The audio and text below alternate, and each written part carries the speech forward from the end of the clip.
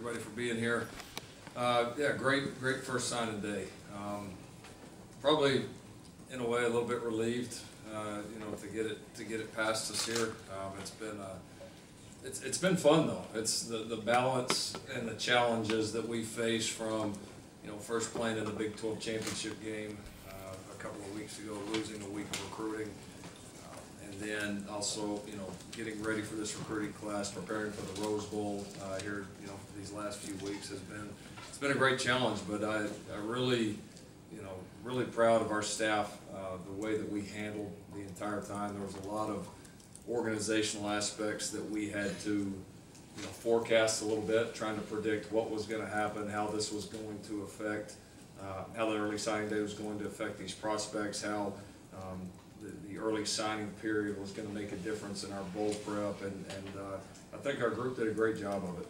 Really, really proud of them and very excited about the events today. I think we had all the NLIs in by like 8:30 this morning, so it was eventful there for a while, and then it was on to prep work here for Georgia and get ready for practice. Do want to mention by name.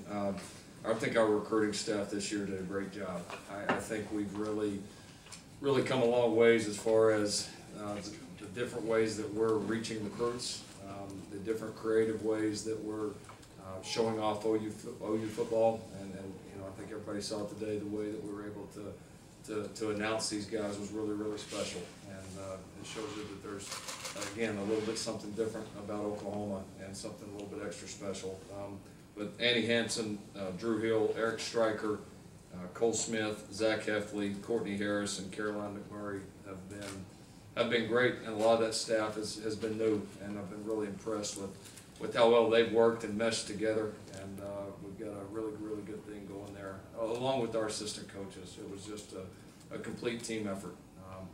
Really proud of how well we did in the state of Oklahoma. I think it was a really strong year talent-wise in our home state here, and really thrilled about the 6 guys that we signed from this state.